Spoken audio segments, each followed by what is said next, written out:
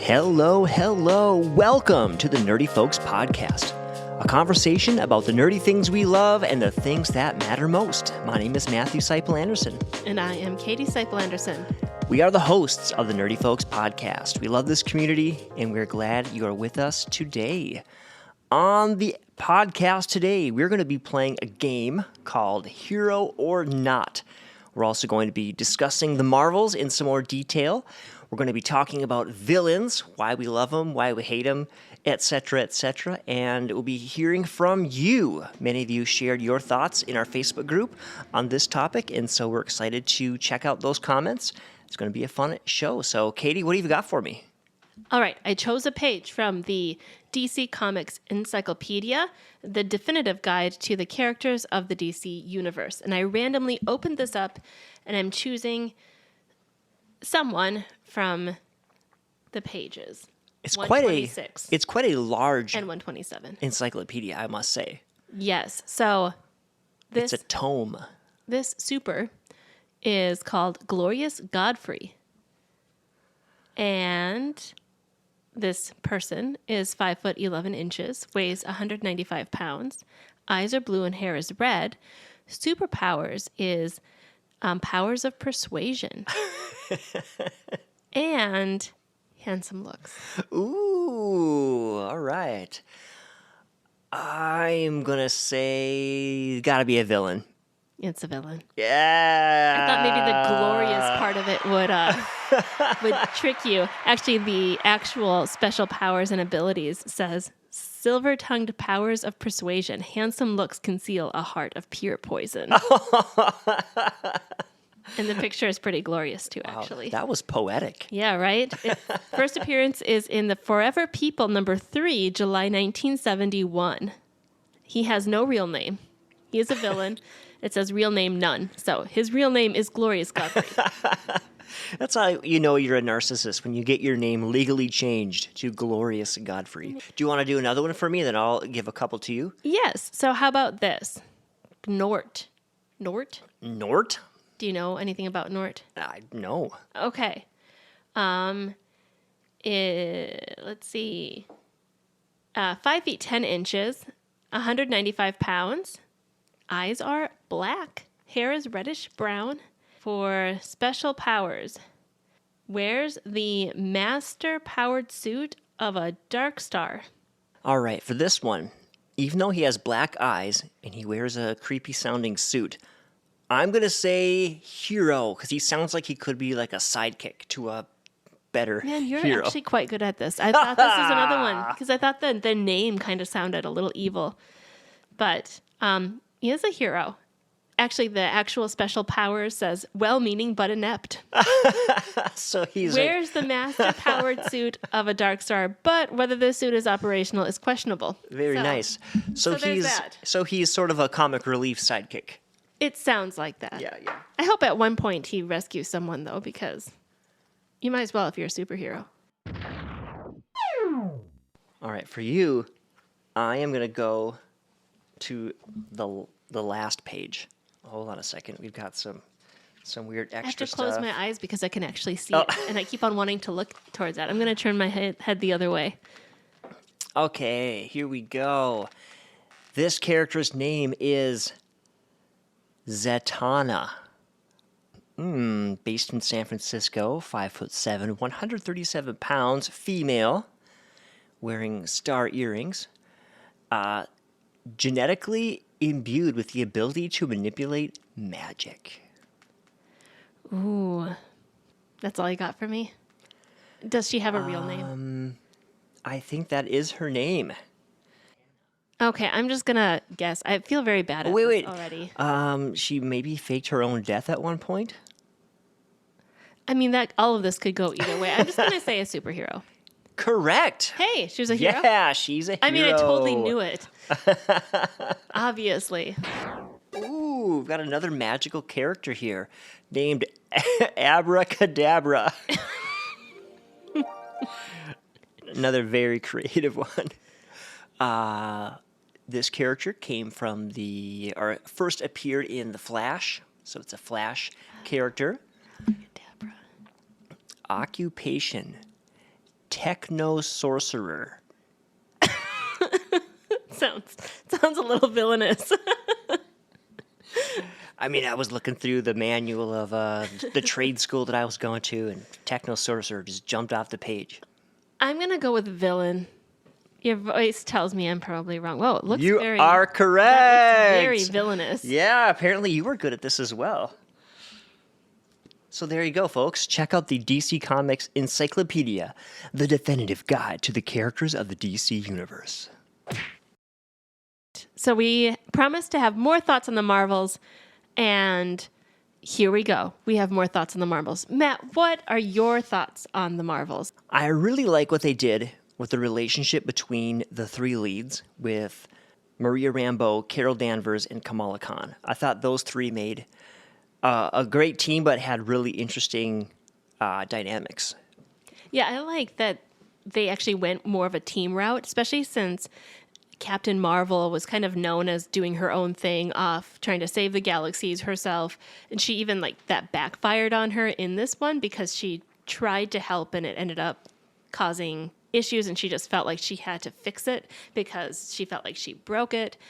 It ended up taking that team effort in order to fix or help at least. And it was really fun to watch the team get over their own inner turmoil. Kamala Khan basically idolizing Carol Danvers and Maria Rambeau basically hating Carol Danvers, or at least not, maybe hating is too strong of a word. There's a lot of disappointment there for good reason. Yeah, some hurt. Hurt and disappointment. So there's extra things in this relationship. There's been teamwork between superheroes and many other movies too. And there's personalities and issues that come up clearly, but this one had a little deeper seated history with it. Mm-hmm. And it was a forced teamwork. It was like they couldn't not work as a team. They had to. So it was kind of a funny way of forcing teamwork, but ended up being really good and causing some healing for probably all of them in some capacity. And it took that team to be able to conquer the villain. I do have to say something, though, that I was disappointed in. I was disappointed that they just killed the Kree supercomputer just kind of offhandedly. She just flew in and blew it up, and that was that.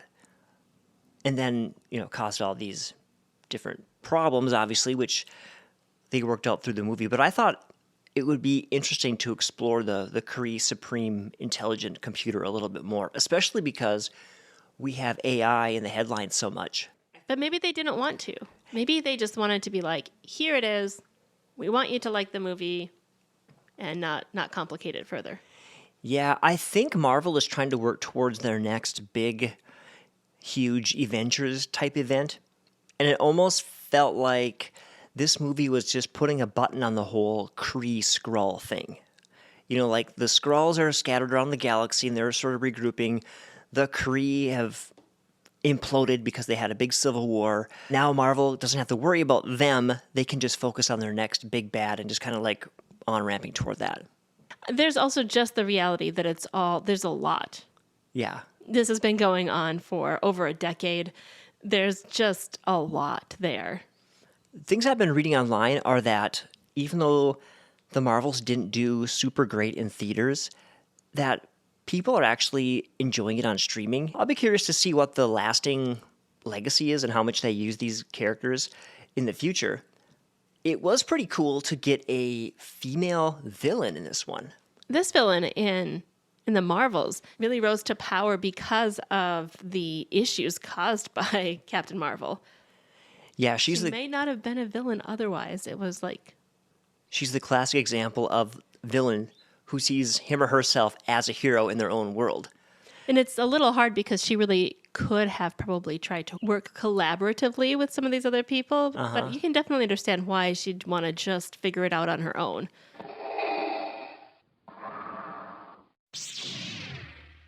Here's a question. Why do we like villains so much? Aren't villains kind of intriguing? People seem to be intrigued by villainous acts and villains. We all like that hero story, but you don't have a good hero story unless there's kind of a true villain. Mm-hmm. Maybe the villain could be some natural disaster too, but it seems like the most widely popular storylines have a real villain. Well, I asked this question to many of you out there online, and I want to share some of your thoughts. If you made this comment and you're listening, you know who you are. One person said, Loki. No explanation needed. He's Loki. LOL. Loki is a good villain. He's like literally a good villain. 'Cause he's a villain and then he like turns good and ends up saving everyone. So Loki's like the lovable scoundrel, kind of like a Han Solo character, but he was definitely more on the scoundrel end, like you said. But yeah, great redemption arc. And great hair. I have major hair envy. So we had a whole family respond. One of the kids said Joker because he's funny. The dad said Darth Vader because in the end he sees the light. One of the other kids says, I like any villain that gets defeated. That's kind of a funny. And then Thanos was another one that got mentioned. And there's another one, Moriarty. I guess not like from the superhero universe at all or from this, but Sherlock Holmes is pretty classic. Oh, yeah. I think the closest thing to Moriarty in the nerd universe is probably the character Thrawn from Star Wars, who's going to become featured more heavily in future things. They've already been bringing him in. The last few episodes of the Ahsoka series featured Thrawn. You actually got to see him in live action, so that was very fun. And so much more. So thanks so much for commenting. If you're out there and you want to join these conversations, head over to Facebook and join the Nerdy Folks group. We have a We'd group. love to hear from you. Yes, absolutely. You know, here's an interesting thought. You know how you could be a hero to one?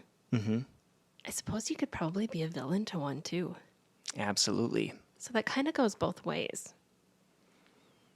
It's all up to you. It's all up to you. No Hero pressure. or no pressure, villain. Though.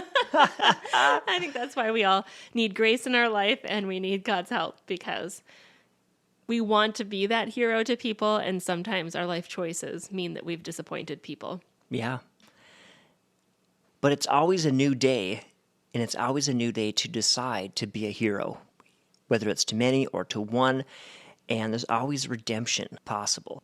We'd love to hear your thoughts on heroes and villains, and maybe a dynamic between the two of them. What's one of your favorite dynamics between heroes and villains? Absolutely. And if you haven't liked or subscribed to the show, don't forget to do that. Contact us through our website, nerdyfolks.com. That's probably the best way to get a hold of us if you want to throw a comment. Otherwise, you can comment wherever you happen to be listening to this, whether it's on YouTube, Facebook, or one of the many podcast apps. We'd love to hear from you. So don't forget to like, subscribe, share the show with a friend. Come join our Facebook group. Until next time, love you. God bless. Take care. Bye-bye.